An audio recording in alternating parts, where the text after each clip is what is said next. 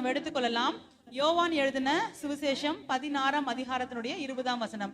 யோவான் 16:20 நான் உங்களுக்காக வாசிக்கிறேன். ஆனா எல்லாரும் ஓபன் பண்ணி வச்சு உங்க கண்களால அது கொஞ்சம் பாருங்க, சரிங்களா? 152 பேஜ் நம்பர் புதிய ஏற்பாட்டுல யோவான் 16ஆம் அதிகாரத்தினுடைய 20ஆம் வசனத்தை உங்களுக்காக நான் வாசிக்கிறேன். மெய்யாகவே மெய்யாகவே நான் உங்களுக்கு சொல்லுகிறேன், நீங்கள் அழுது புலம்புவீர்கள், உலகமோ சந்தோஷப்படும். நீங்கள் துக்கப்படுவீர்கள், ஆனாலும் உங்கள் துக்கம் சந்தோஷமாக மாறும். அப்போ காலையில இருந்து சர்வீஸ் அட்டன் பண்ண எல்லாருக்கும் இந்த வார்த்தை ஒரு முறை கடந்து போயிடுச்சு. உங்களுக்கு ஆண்டவர் உங்களை பர்சனலா கூப்பிட்டு உட்கார வச்சு ஒன் மோர் டைம் உங்களுக்கு சொல்லி கொடுக்கிறார். இதே போல வேதத்துல சீஷர்களுக்கு நடந்தது நீங்க பார்க்க முடியும். அதாவது அந்த விதைக்கிறவனை பற்றின அந்த ஊமை இருக்கு இல்லையா? விதைகளை விதைப்பாங்க, நல்ல நேரத்துல விதைக்கப்பட்ட விதைன்னு சொல்லி சொல்லுவாரு இல்லையா? அந்த ஊமையில பாத்தீங்கன்னா எல்லாருக்கும் ஆண்டவராக இயேசு கிறிஸ்து என்ன பண்ணுவாரு, அந்த வசனத்தை ஓமையா சொல்லி முடிச்சிருவார். சீஷர்கள் என்ன பண்ணுவாங்க, தனித்து இயேசு கிட்ட வந்து இதை பத்தி எங்களுக்கு இன்னும் கொஞ்சம் சொல்லுங்க அப்படின்னு கேட்கும்போது இயேசு என்ன பண்ணுவார், அவங்களுக்கு இன்னும் கொஞ்சம் எக்ஸ்பிளைன் பண்ணுவார். அது போல காலையில இருந்து வந்த எல்லாருக்கும் ஒரு மன்னாவை ஆண்டவர் கொடுத்துட்டார். இப்ப நீங்க தனித்து ஆண்டவர்கிட்ட வந்திருக்கீங்க, இன்னும் அதை பத்தி கொஞ்சம் எங்களுக்கு எக்ஸ்ட்ரா சொல்லுங்க ஆண்டவரேன்றது போல தேவ சமூகத்துல உட்கார்ந்துருக்கீங்க. அதனால இப்போ அதோடைய அடுத்த விளக்கத்தை கற்றுக்க போறீங்க, சரிங்களா?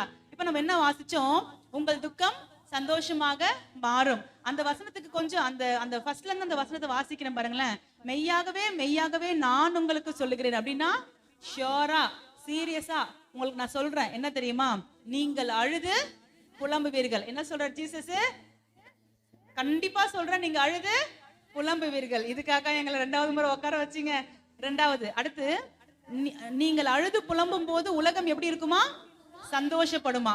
நீங்கள் துக்கப்படுவீர்கள், ஆனாலும் உங்கள் துக்கம் சந்தோஷமாக மாறும். இங்க 2 விஷயம் நடக்குது. என்னன்னா, ஃபர்ஸ்ட் அழுது புலம்புவீங்க, 2வது துக்கப்படுவீங்க. சொல்லுங்க, அழுது புலம்புவீங்க, துக்கப்படுவீங்க. 2 காரியம் நடக்கும்ன்றது இங்க இயேசு சொல்லியிருக்காரு. இந்த 2 காரியம் ஏன் நடக்கும் அப்படின்னு சொன்னாருன்றது மேல இருக்க வசனத்துல இருக்கு. நீங்க எல்லாரும் பாருங்களேன். அதை குறித்து தம்மிடத்தில் கேட்கும்படி அவர்கள் விரும்புகிறதை இயேசு அறிந்து அவர்களை நோக்கி, கொஞ்ச காலத்திலே என்னை காணாதிருப்பீர்கள், மறுபடியும் கொஞ்ச காலத்திலே என்னை காண்பீர்கள் என்று நான் சொன்னதை குறித்து நீங்கள் உங்களுக்குள்ளே விசாரிக்கிறீர்களோ? அப்படி சொல்லிட்டு தான் என்ன பண்றாரு, இந்த ஆன்சரை அவர் கொடுக்கிறார்.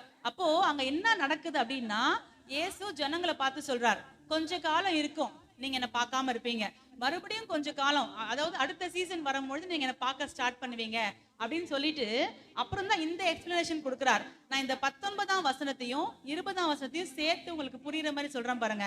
அதாவது, நீங்களோ அழுது புலம்புவீர்கள், உலகம் சந்தோஷப்படும் சொல்லப்பட்டிருக்கு இல்லையா? அழுது புலம்புவதற்கும் துக்கப்படுவதற்கும் ரீசன் என்னன்னா, நீங்கள் என்னை காணாதிருப்பீர்கள் அப்படின்றார். புரியுதுனா? ஆண்டவராகிய இயேசு கிறிஸ்துவ பார்க்க முடியாதபடி சில நாட்கள் வரப்போகுது இல்லையா? அந்த நாட்கள் எப்படி இருக்குமா? அழுது புலம்பி துக்கப்படுகிற நாட்களாக இருக்குமா? மறுபடியும் கொஞ்ச காலத்துல என்னை காண்பீர்கள் அப்படின்ற வார்த்தை இருக்கு. அப்ப ரிட்டர்ன் மறுபடியும் இயேசுவை பார்க்கும்போது என்ன ஆகுமா? அந்த அழுகை புலம்பல் துக்கம் மாறி என்ன உண்டாகுமா? சந்தோஷம் உண்டாகுமா? இதுதான் இன்னைக்கு உங்களுடைய வாழ்க்கையில நடக்க போகுது. அப்போ உங்கள் துக்கம் சந்தோஷமாக மாறும் அப்படின்னா, கடந்த நாட்கள்ல உங்களுக்கு ஒரு சீசன் இருந்துச்சு. அது என்ன சீசன்னா, இயேசுவை நீங்க பார்க்க முடியாத சீசன். அவர் உங்க வாழ்க்கையில கிரியை செய்யறாரா இல்லையான்றதே உங்களுக்கு தெரியாத ஒரு சீசனா இருந்துச்சு. நீங்க யோசிச்சீங்க, ஐயோ ஆண்டவர் என் கூட தான் இருக்காரா, என் வாழ்க்கையில ஏதாவது அவர் கிரியை செய்யறாரா, எதுவுமே அவர் செய்யாதது போல இருக்கே. ஒருவேளை இந்த ஆகஸ்ட் 1ஆம் தேதியா ஜூலை 31 வரைக்கும் நீங்க அழுதுருக்கலாம், நிறைய காரியங்களுக்காக அழுது புலம்பி துக்கப்பட்டிருக்கலாம். ஆனா உங்களுக்கான வார்த்தை வெளிப்பட்டிருக்கு, என்ன தெரியுமா? உங்கள் துக்கம் சந்தோஷமாக மாறும் அப்படின்னு. புரியுற மாதிரி சொல்லணும் அப்படின்னா, லாஸ்ட் ஜூலை 31 வரைக்கும் உங்களுக்கு இப்படி ஒரு சீசன் இருந்திருக்கும், இயேசுவை பார்க்க முடியாத சீசன். உங்க லைஃப்ல உண்மையிலேயே ஆண்டவர் கிரியை செய்யறாரா இல்லையா அப்படின்னு சொல்லி நீங்க சந்தேகப்படுகிற அளவுக்கு கஷ்டமான பாதி நீங்க கடந்திருக்கலாம். ஆனா இப்ப ஆண்டவர் சொல்றாரு, மறுபடியும் என்னை காண்பீர்கள். மறுபடியும் என்னை காணும்போது உங்களுக்கு என்ன உண்டாகும்? நீங்க இழந்த அந்த சந்தோஷம் மீண்டுமாக உங்களுக்கு உண்டாகும். இது சீஷர்களின் வாழ்க்கையில அப்படியே நடக்குது. ஆண்டவராக இயேசு கிறிஸ்துவ சிலுவையில அறையும் பொழுது நீங்க பாத்தீங்கன்னா, இயேசுவை பார்க்க முடியாத சூழ்நிலை அவங்களுக்கு உண்டாகுது. அவர் சிலுவையில அறைந்ததுல இருந்து அவர் உயிரோட எழும்பும் வரைக்கும் அந்த கேப், ஒரு ஷார்ட் டைம் அவங்களால இயேசுவை பார்க்க முடியாம போச்சு. அதன் பின்பு நீங்க பாத்தீங்கன்னா, அவங்கள உயிர் தெழுந்த இயேசுவை பார்த்து அவங்க மகிமைப்படுத்தி அவங்க லைஃப் லாங்க்கு அவங்க இயேசுவோட கூட சந்தோஷமா அந்த ஐக்கியத்துல இருந்தாங்க. கரெக்டா? பரிசுத்த ஆவியானவர் கூட வந்ததுனால அந்த ஐக்கியத்துல அவங்க இருந்ததை நீங்க பார்க்க முடியும். அப்போ அழுது புலம்புறது எப்ப நடக்கும்? எப்ப ஆண்டவரை பார்க்காம இருக்கீங்களோ அப்ப நடக்கும். எப்ப உங்க துக்கம் சந்தோஷமா மாறும்? மறுபடியும் உங்கள் கண்கள் இயேசுவை காணும் பொழுது உங்கள் துக்கம் சந்தோஷமாக மாறும். அப்போ உங்களுக்கு இன்னைக்கு தனியா உட்கார வச்சு ஆண்டவர் என்ன சொல்ல விரும்புறார் அப்படின்னா, உங்க துக்கம் சந்தோஷமாக மாறும்படி உங்கள் கண்கள் மறுபடியும் உங்கள் தேவனாகிய கர்த்தரை பார்க்க போகிறது. புரியுதுங்களா? மறுபடியும் உங்க ஆண்டவரை நீங்க பார்க்க போறீங்க. ஒருவேளை நீங்க ரட்சிக்கப்பட்ட அந்த ஆரம்ப நாட்கள்ல ஒரு ஃபர்ஸ்ட் லவ் நீங்க ஆண்டவருக்கு காமிச்சீங்க பாருங்க.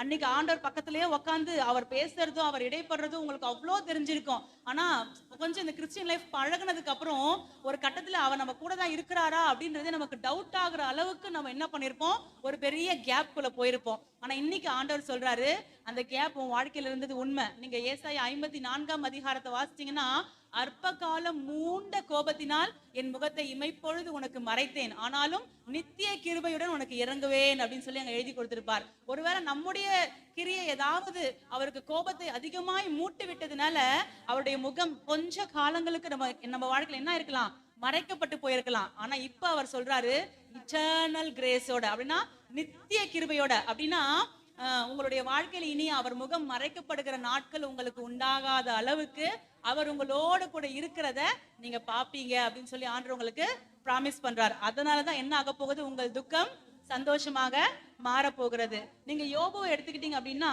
யோபு 23ஆம் அதிகாரத்துல 9, 10 ஆகிய வசனங்களை வாசித்தீங்கன்னா, அங்க யோபு ஆண்டவரை பார்க்கவே முடியல அப்படின்னு சொல்றது நீங்க பார்க்க முடியும். யாராவது வாசிக்கிறீங்களா? யோபு 23ல 8, 9 நான் வாசிக்கிறேன் பாருங்களேன். 8, 9. இதோ நான் முன்னாக போனாலும் அவர் இல்லை, பின்னாக போனாலும் அவரை காணேன். இடது புறத்தில் அவர் கிரியை செய்தும் அவரை காணேன், வலது புறத்தில் நான் அவரை காணாதபடிக்கு ஒளித்திருக்கிறார். பாருங்க, யோபுவின் வாழ்க்கையில அவருக்கு நிறைய இழப்பு மேல இழப்பு. ஒரு சத்தத்துக்கு அப்புறம் அடுத்த சத்தம் நெகட்டிவாவே இழப்பின் சத்தமே கேட்டுக்கொண்டிருக்கும் பொழுது யோபு என்ன யோசிக்கிறார் அப்படின்னா, என் கூட ஆண்டவர் இல்லையோ, அவர் கிரியை செய்யறாருன்னு எனக்கு தெரியுது, அவர் கிரியை செய்து என்னால் அவரை பார்க்க முடியாதபடிக்கு அவர் எப்படி இருக்கிறாரு, ஒளிஞ்சிட்டு இருக்கிறாரு அப்படின்னு யோபு சொல்றார். ஒருவேளை ஒரு சீசன் நீங்க அப்படி தேவன் உங்க வாழ்க்கையில ஒளிஞ்சி கொண்டிருக்கிறது போல சீசன் நீங்க கடந்திருக்கலாம். அது அவருடைய முகத்தை உங்களால பார்க்க முடியாம போயிருக்கலாம். ஒரு கிரியையுமே நடக்கலையா ஆண்டவரே அப்படின்னு நீங்க ஏங்கி அழுதுருக்கலாம். ஆனா இன்றைக்கு அந்த சீசன் மாறிடுச்சு. அவர் என்ன சொல்றாருன்னா, ஆல்ரெடி உங்க பக்கத்துல நானு உட்காந்துட்டேன் அப்படின்றாரு. இப்ப நீங்க தான் பார்க்காம இருக்கிறீங்க இன்னும் அவரை. நீங்க உங்க கண்களை தந்து அவரை பார்க்கணும். நான் சொன்னேன் இல்லையா, போன மாசம் கர்த்தர் நமக்கு பவுலை குறித்து சொன்னாரு. இந்த மாசம் ஒருத்தரை காட்டி கொடுத்துருக்காங்க, அவங்களதான் பார்க்க போகிறோம் அப்படின்னு சொல்லிட்டு யாருடைய வாழ்க்கையை குறித்து அடிப்படையாக வைத்து உங்க இடத்துல பேச சொன்னார் அப்படின்னா, கிதியோனின் வாழ்க்கைய அடிப்படையாக வைத்து உங்க இடத்துல பேச சொன்னார். சரிங்களா? பாருங்க, நான் உங்களுக்காக இந்த வசனத்தை வாசிக்கிறேன். நம்ம எல்லாருமே எடுத்துக்குவோம். நியாயாதிபதிகள் 6ஆம் அதிகாரத்தினுடைய 11ஆம் வசனம். நியாயாதிபதிகள் 6:11, 309வது பக்கம். பழைய ஏற்பாட்டுல 309வது பக்கம். நியாயாதிபதிகள் புத்தகம் 6ஆம் அதிகாரத்தினுடைய 11ஆம் வசனம். நான் வாசிக்கிறேன் பாருங்களேன். அதற்கு பின்பு கர்த்தருடைய தூதனானவர் வந்து, எல்லாரும் சொல்லுங்க, கர்த்தருடைய தூதனானவர் வந்து அப்படின்னு என்ன அர்த்தம்? பழைய ஏற்பாட்டுல தூதனானவர்னு வந்துச்சுன்னா அங்க ஆண்டவராகிய இயேசு கிறிஸ்துவே வராருன்னு அர்த்தம். அப்ப ஜீசஸ்னே வச்சுக்குவோமா? நம்ம இன்னைக்கு நமக்கு தெரியும் இல்லையா, இயேசு வந்து அபியேசிரியனான யோவாசின் ஊராகிய ஓப்ராவில் இருக்கும் ஒரு கர்வாலி மரத்தின் கீழ் உட்கார்ந்தார். என்ன பண்ணாருங்களாம்? வந்து உட்கார்ந்து இருக்கிறார். இன்னைக்கு உங்க லைஃப்ல ஆண்டவர் சொல்ற வார்த்தை என்னன்னா, நான் வந்துட்டேன், உட்கார்ந்துட்டேன். அவர் வந்து உட்கார்ந்தது கிதியோனுக்கு தெரியுமா? தெரியாது. கிதியோன் என்ன பண்ணிட்டு இருக்காரு தெரியுங்களா? கோதுமைய மீதியானியர் கைக்கு தப்புவிப்பதற்காக, எதிரி நாட்டுக்கு தப்புவிப்பதற்காக திராட்சைய மெதிக்கிற திராட்சை ஆலையில கோதுமைய போரடிச்சிட்டு இருக்கிறார். பயந்து போய் இந்த வேலையை செஞ்சுட்டு இருக்கிறார். இப்ப கிதியோனுடைய மனநிலைய கொஞ்சம் நீங்க யோசித்து பாருங்களேன். விடுதலையா, என் சொந்த நிலத்துல என்னால போரடிக்க முடியல, யாரோ ஒருத்தருக்கு பயந்து, யாரோ செஞ்ச தப்புக்கு, என் முன்னோர்கள் முற்பிதாக்கள் செஞ்ச தப்புக்கு இன்னைக்கு நான் உட்காந்து இந்த கோதுமைய திராட்சை ஆலையில போரடிக்கிறேனே அப்படின்னு சொல்லி அழுகையோடும் பயத்தோடும் துக்கத்தோடும் புலம்பலோடும் தான் அதை செஞ்சிருப்பான். கரெக்டுங்களா? உங்களுக்கு புரியுற மாதிரி சொல்லணும் அப்படின்னா, உங்களுக்கு ஒரு சொந்த வீடு இருக்குன்னு வச்சுக்கோங்களேன். உங்க ஊர்லயே உங்களுக்கு சொந்த வீடு இருக்கு. ஆனா உங்களால உங்க சொந்த வீட்டுல தங்க முடியாம நீங்க யாரோ ஒருத்தர் வீட்டுல அடைக்கலமா வாடகைக்கு எதுக்கோ இருக்கிறீங்கன்னு வச்சுக்கோங்க. அப்ப உங்க மனநிலை எப்படி இருக்கும்? எவ்வளவு துக்கமா இருக்கும். எனக்குன்னு ஒரு சொந்த வீடு இருக்கு, எங்க அப்பா அம்மா சம்பாதிச்ச வீடு இருக்கு, என்னால அதை அனுபவிக்க முடியாத அளவுக்கு நான் இப்படி தனிமையில் இருக்கிறேனே நீங்க கஷ்டப்படுவீங்க. அந்த மாதிரி ஒரு அழுகையும் துக்கமும் புலம்பலும் யாருக்கு இப்போ இருக்கு? கிதியோனுக்கு இருக்கு. அந்த துக்கத்தோட அவர் போரடிச்சுட்டே இருக்கிறாரு. ஆனா ஆல்ரெடி அங்க யார் வந்து உட்கார்ந்தாச்சு? ஆண்டவராக இயேசு கிறிஸ்து, கிறிஸ்டோபனி கிரைஸ்ட் இயேசு வந்து அங்க என்ன பண்ணிட்டாரு? உக்காந்துட்டார். இது யாருக்கு தெரியல? கிதியோனுக்கு தெரியல. தெரியாததுனால இன்னும் கோதுமையை போரடிக்கிற வேலையவே துக்கத்தோட கிதியோன் செய்து கொண்டிருக்கிறார். கோதுமையை போரடிப்பதற்காக அழைக்கப்பட்டவர் அல்ல கிதியோன், மீதியானரை போராடி ஜெயிப்பதற்காக அழைக்கப்பட்டவன். சரிங்களா? அது எப்போ வரைக்கும் கிதியோனுக்கு தெரியல தெரியுங்களா? வந்து என் தேவன் என் பக்கத்துல அமர்ந்துட்டார் என்கிறத கிதியோன் உணர்ந்து கொள்ளும் வரைக்கும் கிதியோனுடைய தரிசனமே அவருக்கு புரியல. புரியுதுங்களா? இப்ப பாருங்க, நம்ம வாசிச்சோம் 11ஆம் அதிகாரத்துல 11ஆம் வசனத்துல கர்த்தர் வந்தாரு உட்கார்ந்துட்டாருன்னு. அது கிதியோனுக்கு தெரியாததுனால இப்போ கர்த்தர் என்ன பண்றாரு தெரியுமா? வெயிட் பண்ணி பாக்குறாரு, கிதியோன் திரும்பி பார்ப்பான் என்ன அப்படின்னு சொல்லி. கிதியோன் திரும்பி பார்க்கவே இல்லை. அழுத வாக்குலயே உட்காந்துட்டு இருக்கிறாரு, துக்கப்பட்ட வாக்குலயே உட்காந்துட்டு இருக்கிறாரு. இப்ப கர்த்தர் என்ன பண்றாரு தெரியுமா? கிதியோனை கூப்பிடுறாரு. நான் அந்த வசனத்தை உங்களுக்காக வாசிக்கிறேன் பாருங்க. 6:12. கர்த்தருடைய தூதனானவர் அவனுக்கு தரிசனமாகி, பராக்கிரமசாலியே, கர்த்தர் உன்னோடே இருக்கிறார் என்றார். என்ன நடக்குதுன்னு உங்களுக்கு புரியுதுங்களா? கிதியோனுக்கு ரொம்ப நேரம் தன்னோட கூட தேவன் இருக்கிறது புரியல. கிதியோன் திரும்பி தேவனை பார்க்கல. கிதியோன் தான் தரிசனத்தை இன்னும் உணரல. அதனால இப்ப ஆண்டவர் என்ன பண்ணாரு? கிதியோனை கூப்பிடுறார். எந்த தரிசனத்தை ஆண்டவர் பார்த்தாரோ, அதாவது பின்னாட்கள்ல கிதியோன் எப்படி இருக்க போறான்றத ஆண்டவர் பார்த்தாரோ, அதையே பேரா வச்சு கூப்பிடுறார். பராக்கிரமசாலியே, கர்த்தர் உன்னோட இருக்கிறார் அப்படின்னு சொல்லி. அதாவது கிதியோனுக்கு என்ன புரிய வைக்கிறார் அப்படின்னா, கிதியோன், நீ ஏங்கிட்டு இருந்த உன் கர்த்தர் உன் பக்கத்துல வந்துட்டார் அப்படின்றத கிதியோனுக்கு ஒரு இன்ஃபர்மேஷன் போல ஆண்டவர் கொடுக்கிறார். இன்னைக்கு உங்களுக்கும் அதே இன்ஃபர்மேஷன் தான். நம்ம காலைல கேட்டோம் இல்லையா? அழ ஒரு காலம் உண்டு, புலம்ப ஒரு காலம் உண்டு, அதே போல சந்தோஷமா இருக்கவும் ஒரு காலம் உண்டு. அழுகிற புலம்புகிற துக்கத்தை அனுபவிக்கிற காலம் உங்க வாழ்க்கையில உண்டாயிருந்திருக்கலாம். இது நீங்கள் சந்தோஷத்தை அனுபவிக்கும் காலம். அதனால கர்த்தர் என்ன பண்ணிருக்கிறார் அப்படின்னா, உங்க வாழ்க்கையில வந்து உக்காந்துட்டார். இப்போ உங்களை கூப்பிட்டு சொல்றாரு, நான் ஆல்ரெடி வந்துட்டேன், கொஞ்சம் என்னை திரும்பி பாரு. இன்னும் அழுதுட்டே, இன்னும் புலம்பிட்டே, இன்னும் துக்கப்பட்டுட்டே இருக்காத அப்படின்னு சொல்லி கர்த்தர் என்ன பண்றாரு? கிதியோனை கூப்பிட்டது போல இன்னைக்கு உங்களையும் கூப்பிடுறார். சரிங்களா? அப்போ இந்த கிதியோனுக்கு கர்த்தர் வந்துட்டார் அப்படின்னு தெரிஞ்ச அப்புறம் கூட இன்னும் அந்த கான்பிடன்ஸ் வரல. எனவே அவர் என்ன பண்றாரு அப்படின்னா, கர்த்தரிடத்துல நிறைய அடையாளங்களை கேட்கிறார். அவரு ஒரு ஒரு தோல், ஒரு மிருகத்துடைய தோலை வந்து நான் நைட் எல்லாம் போட்டு வைப்பேன், பனி வந்து அந்த தோலை தவிர பூமி ஃபுல்லா நிரப்பி இருக்கணும் அப்படின்னுவார். ஆண்டவர் அதையும் கிதியோனுக்கு செய்வார். மறுபடியும் என்ன பண்ணுவாரு? பூமி ஃபுல்லா பனி இருக்க கூடாது, அந்த தோல்ல மட்டும் பனி இருக்கணும் அப்படின்னுவார். அதையும் ஆண்டவர் செய்வார். புழிஞ்சி பார்த்தா ஒரு கிண்ணம் ஃபுல்லா தண்ணி வரும், அந்த பனி விழுந்து அந்த தண்ணி வரும். அப்போ கிதியோன் கேட்ட எல்லா அதிசயத்தையுமே ஆண்டவர் என்ன பண்ணாரு? அடையாளங்களையும் ஆண்டவர் என்ன பண்ணாரு? கிதியோனுக்கு செய்தார். செய்து கிதியோனுக்கு என்னத்தை தான் சொல்ல விரும்பினார் தெரியுங்களா? ஏய், நான் உன் கூட இருக்கேன் அப்படின்னு சொல்ல விரும்பினார். இவ்வளோ அடையாளங்களையும் எதுக்காக கர்த்தர் கிதியோனுக்கு செஞ்சாரு? ஒரே விஷயம், உன் கூட இருக்கிறது கர்த்தர் தான் அப்படின்றத புரிய வைக்கிறதுக்கு இத்தனை அடையாளங்களையும் செய்தார். செய்து என்ன பண்ணார்னா, மீதியானை தோற்கடிப்பதற்காக கிதியோனை தேவன் அழைத்து கொண்டு போனார். அந்த மீதியானைகள் எப்படி இருந்தாங்க தெரியுமா? வெட்டுக்கிளிகளை போல திரளா இருந்தாங்க. கிதியோன் ஒரே மனுஷனா இருந்தான். சரிங்களா? அதோட சப்போர்ட்டுக்கு கர்த்தர் கிதியோனுக்கு கொடுத்தது ஒரு 300 பேர். எவ்வளவு பேருங்க? 300 பேர் தான் கொடுத்தார். வெட்டுக்கிளிகளை போல திரளான மீதியானரை முறியடிப்பதற்கு கிதியோனுக்கு இருந்த ஒரே நம்பிக்கை என்ன தெரியுமா? என் கூட அவரு இருக்கார், என் வாழ்க்கையில் அவரு இருக்கார். இந்த ஒரு நம்பிக்கையில தான் கிதியோன் என்ன பண்றான்? அந்த மீதியானரை ஜெயிக்கிறான், இஸ்ரவேலை காப்பாற்றுகிறான். தான் சொந்த நிலத்துல போராடிக்க முடியலையேன்னு கஷ்டப்பட்டவன் தன் தேசத்துல இருக்கிற அத்தனை பேருடைய சொந்த நிலங்களையும் மீட்டு கொடுத்தவன் அவன் என்ன ஆயிட்டான்? மாறிட்டான். இதுக்கு ஒரே ரீசன் என்ன? தன் வாழ்க்கையில கர்த்தர் வந்துட்டாருன்றத அவன் உணர்ந்துட்டான். இன்னைக்கு ஆண்டவர் உங்களுக்கு இதுதான் சொல்றாரு. ஒருவேளை நீங்க ஆண்டவர் விட்டு ரொம்ப தூரமா இருக்கலாம், இல்ல ஆண்டருக்கு பக்கம் இருக்கலாம், எனக்கு தெரியல. ஆனா இன்னைக்கு ஆண்டவர் உங்களை பார்த்து சொல்றாரு, உங்க லைஃப்ல அவரு வந்துட்டார். நீங்க அதை ரியலைஸ் பண்ணிட்டீங்க அப்படின்னா, எத்தனையோ பேர் இழந்து போன காரியங்களை அவங்களுக்கு மீட்டு கொடுக்கிற பராக்கிரமசாலிகளா உங்களை மாற்றுவதற்கு கர்த்தர் வல்லவரா இருக்கிறார். எத்தனையோ பேர் அவங்க ரட்சிப்பை இழந்து போயிருக்கிறாங்க, எத்தனையோ பேர் அவங்க வாழ்க்கையின் வெளிச்சத்தை இழந்து போயிருக்கிறாங்க, இனி வாழ முடியும்ன்ற நம்பிக்கையை இழந்து போயிருக்கிறாங்க. நான் சொல்றது புரியுதுங்களா? இந்த பூமியில நானும் நீங்களும் வாழறதுக்காக நமக்கு உரிமை இருக்கா இல்லையா? ஆனா பிசாசு என்ன பண்றான் தெரியுமா? நீ வாழவே தேவையில்லை, நீ செத்துரு, நீ சூசைட் பண்ணிக்கோ அப்படின்னு சொல்லி அந்த ஆத்துமாக்களை வாழறதுக்கு உரிமை இல்லாம இழுத்துட்டு போறான். இது யாருடைய தந்திரம்? ஒரு மீதியானி ஆவியின் தந்திரம். நான் சொல்றது புரியுதுங்களா? கிதியோனுடைய நிலத்துல கிதியோன் போரடிக்க முடியாதபடிக்கு அவனை தள்ளி கொண்டு போன அந்த மீதியான ஆவியின் பயம் இன்னைக்கு நிறைய வாலிப பிள்ளைங்களை பிடிச்சிருக்கு.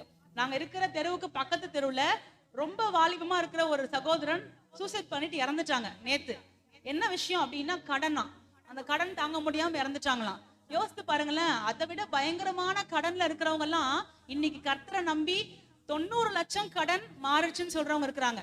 40-50 லட்சம் கடன் 52 நாளுக்குள்ள கர்த்தர் மாற்றி கொடுத்தாருன்னு சாட்சி கொடுக்குறவங்க இருக்கிறாங்க. ஆனா இவனுக்கு எவ்வளவு கடன் தெரியல. அந்த சகோதரன் போய் இறந்துட்டாங்க. 2 சின்ன குழந்தைங்க அவங்களுக்கு இருக்கு.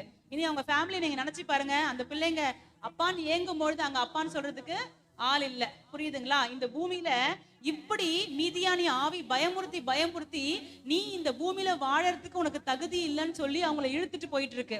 நீங்க கிதியோன்களா கர்த்தருக்காக எழும்புவீங்கன்னா, நீங்க அந்த பராக்கிரமசாலியாய் மாற உங்களை ஒப்பு கொடுப்பீங்கன்னா, உங்களோட கூட இயேசு இருக்கிறார் அப்படின்றத உங்களால நம்ப முடியும் அப்படின்னா, உங்களை கொண்டு வெட்டுக்கிளிகளை போல திரளாய் இந்த பூமியில கட்டவிழ்க்கப்பட்டிருக்கிற அந்த மீதியானி ஆவியின் சேனைகளை அழித்து போட கர்த்தருக்கு முடியும்.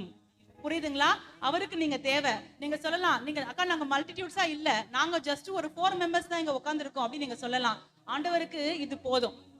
நான் போன முறை சொன்னதுதான் உங்களுக்கு சொல்லுவேன். ஒரு ஆபிரகாமை கொண்டு ஒரு தேசத்தையே உண்டாக்குனார். ஒரு நோவாவை கொண்டு மறுபடியும் அந்த முழு பூமியும் நிரப்பினார். ஒரு ஆதாமை கொண்டு ஒரு முழு பூமியை நிரப்ப கர்த்தரால முடியும். அப்படின்னா நீங்க 4 பேர் உட்கார்ந்துட்டு இருக்கீங்க. உங்களை கொண்டு கர்த்தரால அவர் நினைச்சத நிச்சயமா செய்ய முடியும். அப்ப நீங்க என்ன நம்பணும்? என் வாழ்க்கையில கர்த்தர் வந்துட்டார், அவர் என் வாழ்க்கையில வந்து உட்கார்ந்து இருக்கிறான்றத நம்பணும். நாங்க என்னதான் செய்யணும்னு ஆண்டவர் எதிர்பார்க்கறாருக்கா எங்க கிட்ட அப்படின்னு நீங்க கேட்டீங்கன்னா, ஒவ்வொரு யூத் மீட்டிங்லயும் சொல்ற அதே வார்த்தை தான் மறுபடியும் சொல்லுவேன். வீட்டுக்கு போங்க, முட்டி போடுங்க, என்கிட்ட நீங்க என்ன எதிர்பார்க்கறீங்க ஆண்டவரே? மாசம் மாசம் இதே வார்த்தையை சொல்லி அனுப்புறீங்களே அப்படின்னா என்ன அர்த்தம்? இன்னும் எதையோ நீங்க சரியா அவர்கிட்ட இருந்து கேட்டு வாங்கலன்னு அர்த்தம். அவர் ஏதோ பேச வராரு, மாசம் மாசம் ஒரே வார்த்தையை உங்ககிட்ட பேசுறாருன்னா, இன்னும் நீங்க போய் அவர்கிட்ட உட்கார்ந்து அவர் என்னதான் பேச முயற்சி உங்ககிட்ட வராருன்றதை நீங்க கேட்கல. இன்னும் அவர்கிட்ட போங்க, இன்னைக்கு கேளுங்க. ஆண்டவரே, மீதியானிய சேனை இருக்கு. உங்க ஃப்ரெண்ட்ஸ் பாருங்க, எத்தனையோ பேர் சூசைட் பண்ணி இறந்து போகிறாங்க. எத்தனையோ பேர் வாழ்க்கை எப்படி வாழுறதுன்னே தெரியாம அந்த வாழ்க்கைய கெடுத்துக்கிறாங்க. ஆனா இன்னைக்கு ஆண்டவர் உங்களை ஒரு பராக்கிரமசாலியா பாக்குறார். ஃபியூச்சர்ல நீங்க அப்படி இருக்க போறீங்க. நிறைய பேருக்கு கவுன்சிலிங் கொடுத்து இந்த மாதிரி ஆபத்துல போற நிறைய பேரை மீட்டு கொண்டு வந்து, நீ வாழ்க்கைய வாழ உனக்கும் உரிமை இருக்கு, இயேசு அந்த உரிமையை எனக்கு கொடுத்திருக்கிறாருன்னு சொல்லி நிறைய பேரை நிக்க வைக்க போறீங்க. விழுந்து மடங்கடிக்கப்பட்ட ஏராளமான பயந்து ஒளிஞ்சி கொண்டிருக்கிறவங்க எல்லாம் கொண்டு வந்து நீங்க களத்துல நிக்க வச்சு பெரிய காரியங்களை செய்ய போறீங்க. அப்ப நீங்க என்ன பண்ணணும்? அந்த ஆண்டவருக்கு செவி கொடுக்கணும். கிதியோன் ஒரு பயந்தாரு தான், நிறைய அடையாளங்களை கேட்டாரு தான். நீங்க சொல்லலாம், அக்கா கிதியோனுக்கு ஆண்டவர் அடையாளம் கொடுத்தாருக்கா, எங்களுக்கு என்ன அடையாளம் கொடுத்தாரு? என் ஃப்ரெண்டுக்கு போய் இயேசு பத்தி சொல்ல எனக்கு பயமா இருக்குக்கா, என் கூட இருக்கவங்களுக்கு இயேசு பத்தி சொல்ல எனக்கு பயமா இருக்கு, எங்களுக்கு என்ன அடையாளம் இருக்கு அப்படின்னு நீங்க கேட்டீங்கன்னா, நீங்க காலையில கேட்ட அதே வார்த்தை தான் நான் திரும்ப சொல்லுவேன். கிதியோனுக்கு ஒரு ஆட்டு தோல்ல பனி விழுந்தது தான் அடையாளம். புரியுதுங்களா? ஆனா உங்களுக்கும் எனக்கு என்ன அடையாளம் தெரியுமா? இயேசு தன்னுடைய சரீரத்தையும் தன்னுடைய ரத்தத்திலையும் உங்களுக்கு பங்கு கொடுத்து உங்களோட என்ன பண்ணிருக்கிறாரு? புதிய உடன்படிக்கை செய்திருக்கிறார். திருவிருந்து எடுத்தீங்களா? நீங்க எடுத்த திருவிருந்து தான் உங்களுக்கு அடையாளம். ஆண்டவர் சொல்றாரு, நான் வந்துட்டேன்றதுக்கு அடையாளம் அவர் தன்னுடைய சரீரத்திலையும் ரத்தத்திலையும் உங்களுக்கு என்ன கொடுத்திருக்கிறாரு? பங்கு கொடுத்திருக்கிறார். இன்றைக்கு காலையில என்னுடைய ஆவியை அதிகமா அசைத்த ஒரு வார்த்தை, ஒரு தாட் என்ன அப்படின்னா, தாவீதுக்கு இந்த பிரகாரம் திறக்கப்படல. எத்தனையோ பரிசுத்தவான்களுக்கு இந்த பிரகாரம் திறக்கப்படல. உள்ள வந்து மணிக்கணக்கா உட்கார்ந்து ஆராதிப்பதற்கு, கொஞ்ச நேரம் ஜாலியா அரட்டடிக்கிறதுக்கு, கொஞ்ச நேரம் டைம் ஸ்பெண்ட் பண்றதுக்கு, இது மாதிரி ஒரு சபை தாவீதுக்கு திறக்கப்படல. ஆபிரகாம் கர்த்தரை சந்திக்கணும்னாலும் அதுக்கு ஒரு பலிபீடம் உருவாக்கப்படணும். ஆனா உங்களுக்கும் எனக்கும் பலிபீடம் உருவாக்கப்படல. ஏன் தெரியுங்களா? உங்களுக்காக எனக்காக இயேசு கிறிஸ்து ஒரே தரம் கிருபாதார பலியாக பலியிடப்பட்டதுனால நினைச்ச டைம்லாம் போய் ஆண்டவர்கிட்ட பேசுறோம். நினைச்ச டைம்லாம் ஆண்டோட உறவாடத்துக்கு நமக்கு சான்ஸ் கிடைச்சிருக்கு. இது தாவீதுக்கு கிடைச்சதுங்களாங்க? இப்படி சண்டே போய் தேவ சமூகத்துல உட்கார்ற வாய்ப்பு தாவீதுக்கு இல்ல. ஆனா உங்களுக்கு எனக்கும் தேவன் என்ன பண்ணிருக்க அந்த வாய்ப்பை கொடுத்திருக்கிறார். எனவே இந்த சான்ஸ் நீங்க மேன்மையா பாருங்க. இது மட்டும் சான்ஸ் இல்ல, நம்ம நினைக்கும் பொழுதுலாம் நம்ம கண்களை உயர்த்தி தேவனை நோக்கி பார்க்க முடியுது. இன்னைக்கு ஆண்டவர் சொல்றாரு, நீங்க வீட்டுக்கு போங்க, ஆண்டவர்கிட்ட பர்சனலா கேளுங்க, நான் என்ன செய்யணும்னு நீங்க சித்தம் வச்சிருக்கீங்க ஆண்டவரே, நீங்க சொல்லுங்க, அடியேன் கேட்கிறேன். நீங்க பவுல் சொன்னது போல ஒப்பு கொடுத்தீங்க அப்படின்னா, கிதியோனை எப்படி ஆண்டவர் பயன்படுத்தினாரோ அப்படி உங்களையும் பயன்படுத்த முடியும். திரளான மீதியானிய சேனையின் ஆவிகளை அழித்து போட உங்களை பெரிய பாத்திரமாய் தேவன் பயன்படுத்துவார். அப்போ கிதியோனுடைய வாழ்க்கையில துக்கம் சந்தோஷமா மாறுச்சா? அவருடைய புலம்பல் மாறுச்சிங்களா? அதே போல உங்க வாழ்க்கையில இருக்கிற துக்கமும் சந்தோஷமாக மாறும். நான் உங்களுக்கு இன்னும் கூட புரியுற மாதிரி சொல்லட்டுமா? நீங்க வாழற வாழ்க்கைக்கே ஒரு மீனிங் இருக்கிறத நீங்க அப்பதான் உணருவீங்க. சும்மா சாப்பிடுறோம், அப்பா அம்மா ஹெல்ப் பண்றாங்க, நம்ம கொஞ்சம் வேலைக்கு போறோம் வரோம், இப்படிதான் வாழ்ந்துட்டு இருக்கோம். ஆனா நம்மளால ஒருத்தர் ரட்சிப்புக்குள்ள வரான் அப்படின்னு நினைக்கும் பொழுது, நம்மளால சாக இருந்த ஒருத்தர் இன்னைக்கு குடும்பமும் புள்ளங்குட்டியுமா சந்தோஷமா வாழறான்னு நீங்க பார்க்கும் பொழுது, உங்களால ஒருத்தர் ரட்சிக்கப்பட்டு அவங்க போய் ஒரு ஊழியத்தை செய்யும் பொழுதுதான் நீங்க வாழற வாழ்க்கைக்கு உங்களுக்கு என்ன இருக்கும்? மீனிங் இருக்கும். சரிங்களா? அப்ப இன்னைக்கு ஆண்டவர் உங்ககிட்ட சொல்லிட்டாரு. என்ன சொல்லிட்டாரு? உங்க லைஃப்ல வந்து உக்காந்துட்டார் அப்படின்னா இனி என்ன செய்யணுமோ அது ஆண்டவர் செய்வார். அதை நினைச்சு நீங்க என்ன பண்ண தேவையில்லை, வருத்தப்பட தேவையில்லை. சரிங்களா? நம்ம இருக்கிற இடத்துல அப்படியே ஒப்பு கொடுக்கலாம். நம்ம எல்லாரும் அப்படி இருக்கிற இடத்துல கண்களை மூடி, ஆண்டவரே எங்க வாழ்க்கையில நீங்க வந்துட்டீங்கன்றது நாங்க நம்புறோம்ப்பா. அப்பாவை பார்த்து ஒரு வார்த்தை சொல்லுங்க. கிதியோன் நம்பினார். கர்த்தர் தன் வாழ்க்கையில வந்ததை கிதியோன் நம்பினார்.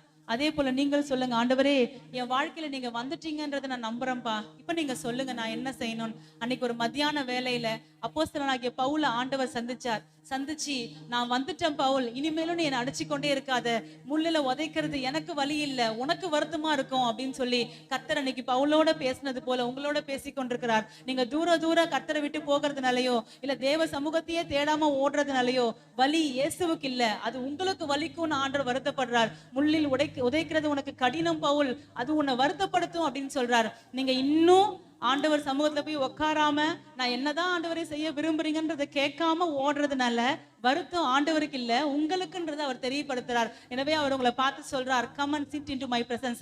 என்னுடைய சமூகத்துல வந்து நீ உட்கார, நான் உங்ககிட்ட பேச வேண்டிய காரியம் இருக்கு அப்படின்னு சொல்லி நீங்க போய் உட்கார்ந்தீங்கன்னா உங்களோட தேவன் பேச விரும்புகிறார். உங்களை கொண்டு எத்தனையோ பேர் எனக்கு வாழ தகுதியே இல்லை, நான் சாக போறேன்னு சொல்லிட்டு இருக்கிற ஒரு கூட்டத்தை கர்த்தருக்காக கொண்டு வந்து வாழ வைக்க உங்களை நிறுத்த கர்த்தர் விரும்புகிறார். நீங்க அதுக்கு உங்களை ஒப்பு கொடுக்க முடியும் அப்படின்னா உங்களை கொண்டு பெரிய காரியங்களை செய்ய கர்த்தரால முடியும். கிதியோனுக்கு எந்த யுத்த பயிற்சியும் கிடையாது. 300 பேரையும் கொண்டு பட்டயமே இல்லாம போகிறார். கர்த்தருடைய பட்டயம் கிதியோனுடைய பட்டயம் என்ற விசுவாசத்துல போகிறார். இன்னைக்கு கர்த்தர் உங்ககிட்ட அதுதான் கேட்கிறார். உங்களுக்கு எந்த ட்ரைனிங்கும் தேவையில்லை, நாங்க எங்கேயும் ஊழியத்துக்கெல்லாம் போய் ட்ரெயின் ஆகலைன்னு நீங்க சொல்லலாம். அதெல்லாம் ஆண்டவர் கேட்கல. கர்த்தருடைய பட்டயம் உங்களுடைய பட்டயமா இருக்கு. உங்களோட கர்த்தர் இருக்கிறாருன்றது உங்களால நம்ப முடியும் அப்படின்னா உங்களை கொண்டு பயங்கரமான காரியங்களை கர்த்தரால செய்ய முடியும். அவர் உங்ககிட்ட டிமாண்ட் பண்றது ஒண்ணுதான், உங்களுடைய விசுவாசம். நீ விசுவாசித்தால் தேவனுடைய மகிமையை காண்பாய். உங்களை கொண்டு தேவன் அநேகரை மீட்டு கொண்டு வருகிறத உங்களால பார்க்க முடியும். நல்லா கற்பனை பண்ணி பாருங்க. ஜஸ்ட் ஒரு ஸ்விம்மிங் தெரிஞ்ச ஒரு ஆள் 10 பேர் கடல்ல முழுகுறாங்க இல்ல ஆத்துல முழுகுறாங்கன்றத பார்த்தாங்கன்னா தன்னால இயன்ற மட்டும் போய் அவங்களை காப்பாற்ற முயற்சிப்பாங்க. உங்களுக்கு கர்த்தரை தெரியுமே, எத்தனையோ பேர் கர்த்தரை அறியாம முழுகி கொண்டிருக்கிறாங்களே, உங்களால இயன்ற மட்டும் அவங்களை காப்பாற்ற நீங்க முயற்சிக்கலாமே. அதுக்கு நீங்க செய்ய வேண்டியது ஒண்ணுதான், உங்களோட கர்த்தர் இருக்கிறார்ன்றதை நம்புங்க. கர்த்தர் கிதியோனை பார்த்து சொல்றார், நீ பயப்படாத கிதியோன், நீ தைரியமா போ, உன்னை அனுப்புகிறவர் நான் அல்லவா அப்படின்னு சொல்லி பேசினார். அதே போல இன்னைக்கு உங்களையும் பார்த்து பேசுறார். நீங்க தயங்காதீங்க, நீங்க பயப்படாதீங்க. உங்களை அனுப்புகிறது கர்த்தரா இருக்கிறபடினால உங்களை கொண்டு என்ன செய்யணும்னு அவர் தீர்மானம் பண்ணினாரோ அதை அவர் செய்து முடிப்பார். நம்ம அப்படியே ஒப்பு கொடுத்து ஜெபிக்கலாம். பரலோகத்தின் தகப்பனே ராஜா, உம்மை ஸ்தோத்திரிக்கிறோம்ப்பா, நன்றி செலுத்துகிறோம். ஆண்டவரே, இன்றைக்கு எங்களோட நீங்க பேசியிருக்கீங்க, நீங்க எங்க வாழ்க்கையில வந்துட்டேன் அப்படின்றத சொல்லியிருக்கீங்க. அப்பா, மறுபடியும் உங்கள் கண்கள் என்னை காணும் என்று சீஷர்களுக்கு சொன்ன அதே வார்த்தை அப்பா இன்றைக்கு எங்க வாழ்க்கையில நிறைவேறி கொண்டிருக்கிறது. ஏற்கனவே வந்து உட்காந்துட்டீங்க ஆண்டவரே, எங்க காதுகளுக்கு அந்த சத்தம் கேட்கும்படி அப்பா எங்களை அழைத்து பேசி கொண்டிருக்கிறீங்க. ஆண்டவரே அப்பா, கிதியோன் உங்களை உணர்ந்து கொண்டு உங்களை விசுவாசித்து வல்ல பெரும் காரியங்களை செய்தது போல தகப்பனே, நாங்களும் உம்மை அறிந்து உம்மை கண்டு உம்மை விசுவாசித்து நீர் எதிர்பார்க்கிற அந்த பெரும் காரியங்களை செய்ய எங்களை பலப்படுத்துங்க. ஏராளமான மீதியானிய ஆவிகளை இந்த உலகம் முழுக்க, எங்கள் இந்திய தேசம் முழுக்க சுத்தி கொண்டிருக்கிற அந்த மீதியானிய ஆவிகளை ஆண்டவரே, பயமுறுத்தியே மனிதர்களை கொலை செய்கிற, பயமுறுத்தியே அவங்கள வாழ விடாம தடுக்கிற, பயத்தினாலேயே அவங்கள விழ தள்ளுகிற ஆவிகளை அப்பா முறியடிக்கும்படி தகப்பனே எங்களை தெரிந்து கொண்டபடியால் உம்மை ஸ்தோத்தரிக்கிறோம், நன்றி செலுத்துகிறோம். ஒரு பெரிய ஜெயத்தை வருகிற நாள்ல கர்த்தர் எடுக்கும்படி ஆண்டவரே எங்க எல்லாரையும் ஒப்பு கொடுக்கிறோம்ப்பா. சத்ரு சத்ருவானவன் இந்த வசனங்களை எங்க இருதயத்தை விட்டு திருடி விடாதபடிக்கு ஆண்டவரே, எங்க இருதயம் கற்பாறை போலவோ முள்ளுள்ள நிலங்களை போலவோ மாறி இந்த வசனத்தை கெடுத்து விடாதபடிக்கு எங்கள் தேவ ஆவியானவர் இந்த வசனத்தை காத்து அப்பா அதற்கு நீர் பாய்ச்சி அதை விளைய பண்ணுங்க. நாங்கள் ஏசாயா புத்தகத்துல வாசிக்கிறோமே, கர்த்தராகிய நான் அதை காப்பாற்றி அடிக்கடி அதற்கு நீர் பாய்ச்சி நான் அதை விளைய பண்ணுவேன் என்று சொல்லி இந்த வார்த்தைகளை அப்படியே கர்த்தர் காப்பாற்றி விளைய பண்ணுவீராக. உம்முடைய ராஜ்யத்திற்காக இந்த வார்த்தைகள் நூறத்தனையான பலனை பெறட்டும் ஆண்டவரே. அப்படி செய்து உங்க நாமத்தை மகிமைப்படுத்திக் கொள்ளுங்க. விசேஷமா இன்றைக்கு இங்க இருக்கக்கூடிய ஒவ்வொரு வாலிப பிள்ளைகளையும், இன்னும் இந்த சபையில் இருக்கக்கூடிய ஏராளமான வாலிப பிள்ளைகளை நாங்கள் நினைக்கிறோம் ஆண்டவரே. இன்னைக்கு வந்து ஸ்னேகாவை நினைக்கிறோம் ஆண்டவரே, சாம் தம்பிய, இளவரசிய ரீத்துவை நினைக்கிறோம் ஆண்டவரே. இப்பா இன்னும் ஏராளமான வாலிப பிள்ளைகள் பிரசன்னாவை நினைக்கிறோம், பிரதீப மணியை நினைக்கிறோம் ஆண்டவரே. அப்பா அபிஷேகம் நாங்கள் நினைக்கிறோம் ஆண்டவரே. அப்பா எல்லா வாலிப பிள்ளைகளையும் கர்த்தருடைய கரத்துல ஒப்பு கொடுக்கிறோம். இன்னும் இந்த கிராமத்தில் இருக்கக்கூடிய ஏராளமான வாலிப பிள்ளைகளை கர்த்தருடைய கரத்துல ஒப்பு கொடுக்கிறோம். பெரிய சேனையாக கர்த்தருக்காக எழும்பி நிற்கவும், பயத்தை ஜெயித்து ஆண்டவரே உமக்காக பெரும் காரியங்களை செய்யவும் கர்த்தர் பயன்படுத்துவீராக, கர்த்தர் தெரிந்து கொள்வீராக ஆண்டவரே. விசேஷமா தகப்பனே ராஜா, சபையில இருக்கக்கூடிய சில சகோதரிகளுடைய பிள்ளைகள் வாலிப பிள்ளைகளாய் வளர்ந்து இன்னும் உம்மை அறியாம அப்பா மோசமான வாழ்க்கைக்குள்ள இருக்கிறாங்க. எல்லாரும் நினைக்கிறோம் ஆண்டவரே, எல்லாரையும் கர்த்தர் மீட்டு கொண்டு வருவீராக சுவாமி.